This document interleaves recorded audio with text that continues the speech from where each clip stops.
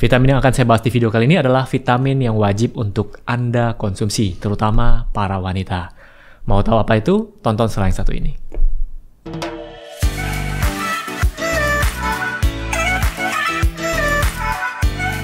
Halo Sobat Sehat, jumpa lagi dengan saya Dr. Sung. Pada video kali ini saya akan membahas vitamin B9.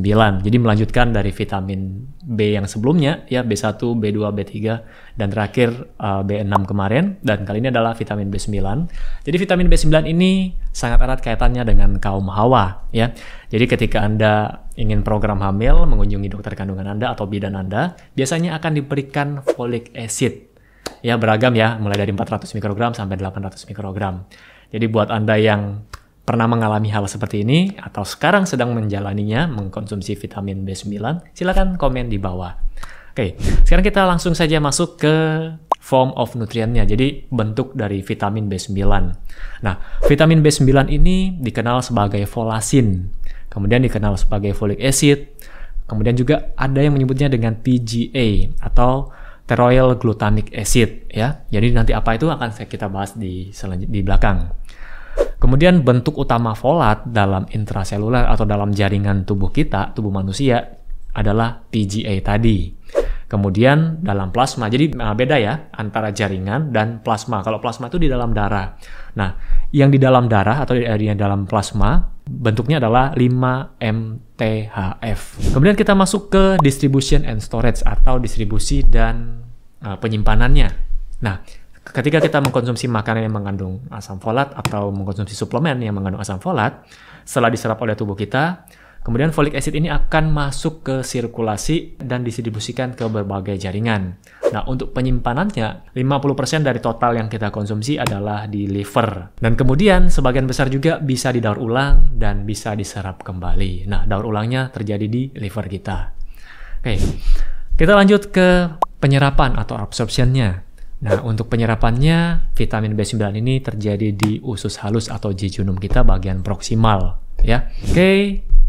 Setelah penyerapan, kemudian pengeluarannya atau ekskresinya. Beberapa folat akan dieliminasi melalui empedu, tapi sebagian besar akan diekskresikan melalui ginjal. Sekali lagi, vitamin B9, semua vitamin B itu adalah larut air, jadi dia akan dikeluarkan melalui urin kita. Lalu kita masuk ke pembahasan interaksinya, ya. Jadi interaction, medication, nutrient, and dietary. Jadi interaksi dengan obat-obatan terutama. Nah, jadi di sini buat Anda yang sering mengkonsumsi obat MAH, golongan antasida misalnya, saya tidak sebut merek ya, jadi yang biasanya tablet kunyah itu, ya.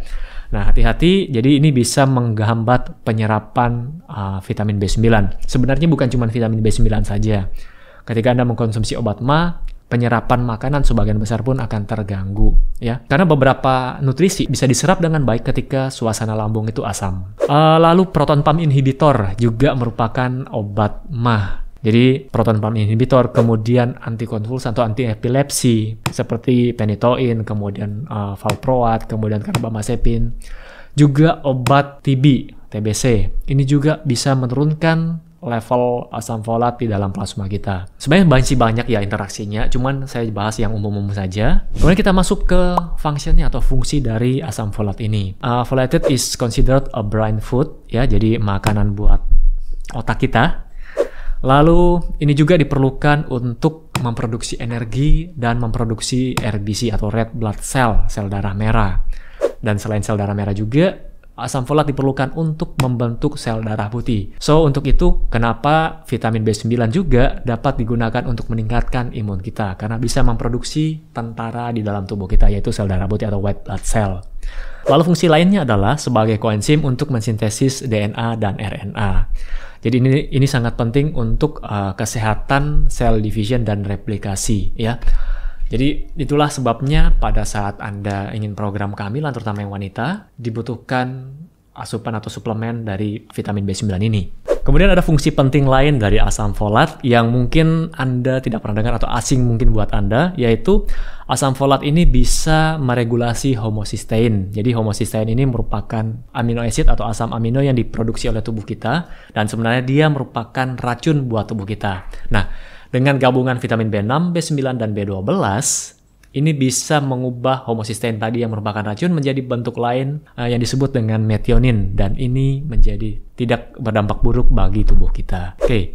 Kemudian ada satu studi yang mengatakan bahwa daily intake of 400 mikrogram, jadi 400 mikrogram dari asam folat ini di awal kehamilan ini dapat mencegah sebagian besar neural tube defect atau cacat tabung saraf seperti spina bifida dan anencefali. Anda bisa lihat gambarnya di sini.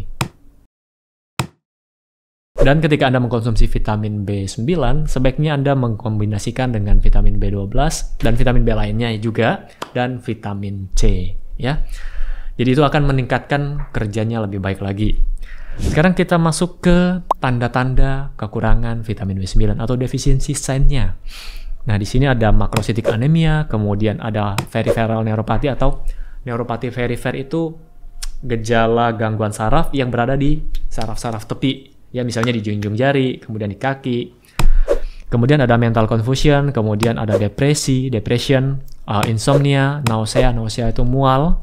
Kemudian ada irritability, kemudian ada megaloblastic anemia. Ini terjadi ketika Anda kekurangannya parah. Kemudian ada hyperhomocysteinemia, kemudian fatigue, kemudian headache, sakit kepala, anoreksia, gangguan nafsu makan. Kemudian ada glossitis, lidah yang radang, yang bengkak. Kemudian ada GI, masalah pencernaan, gastrointestinal, ya. Lalu diare, paranoid behavior. Jadi itu tadi adalah tanda-tanda jika kita kekurangan vitamin B9. Sekarang kita masuk ke supplemental form-nya. Nah, biasanya kan vitamin ini bisa kita dapatkan dalam bentuk suplemen. Nah, dalam suplemen ini ada dua bentuk untuk vitamin B9, ada folic acid dan ada folinic acid. Nah, untuk folic acid ini biasanya dia lebih stabil, kemudian harganya juga lebih murah. Dan ini merupakan bentuk umum yang digunakan dalam suplemen. Lalu, kalau folinic acid, ini biasanya terdapat di suplemen dan dalam bentuk kalsium folinate. Kemudian vitamin B9 yang dalam makanan berupa pteroyl polyglutamat. Kemudian kita masuk ke toxicity-nya. Nah, untuk toxicity, pada dosis nutrisi, vitamin B9 ini tergolong aman, bahkan pada dosis tinggi pun tidak beracun. Ya, tapi saran saya adalah ya konsumsi vitamin secukupnya, jadi sesuai dosis, tidak usah sampai berlebihan. Lalu kita masuk ke dosis requirement. Nah, untuk RDI dari folic acid, pria dan wanita sekitar 400 mikrogram. Walaupun ini kan hanya gambaran umum sebagian besar ya, RDI dibuat untuk itu, tapi ini akan kembali lagi, setiap individu akan berbeda. Kemudian kehamilan sekitar 600 mikrogram per hari, kemudian menyusui sekitar 500 mikrogram per hari. Kemudian sumber makanan yang mengandung vitamin B9. Ada asparagus, kemudian ada beef daging sapi, kemudian ada brown rice, cheese, keju, chicken, kemudian ada sayuran berdaun hijau, liver, susu, mushroom itu jamur, kemudian ada dates, orange, kemudian pork, salmon, tuna, dan wheat germ. Ya, jadi sumber-sumber makanan tadi mengandung vitamin B9. Nah, cuman yang mau saya pesan untuk proses mengolah makanannya berbeda dengan vitamin B12. Jadi untuk vitamin B9 ini tidak tahan terhadap pemanasan. Jadi hati-hati kalau memasak, ya. Oke. Kemudian siapa saja yang membutuhkan suplementasi vitamin B9? Tadi sudah saya sebutkan wanita yang ingin program kehamilan, ya. Jadi pada saat awal kehamilan harus mengkonsumsi vitamin B9 ini. Jadi sebaiknya saran saya adalah konsultasikan ke dokter kandungan Anda.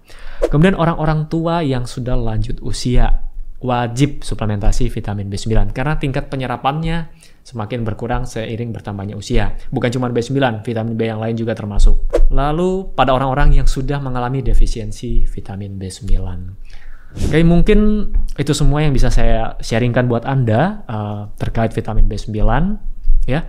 Jadi yang masih bingung, yang punya banyak pertanyaan, silakan tulis di kolom komen, dan pertanyaan Anda akan saya bahas dalam bentuk video di episode selanjutnya. Oke, sampai jumpa di video selanjutnya. Salam hebat luar biasa.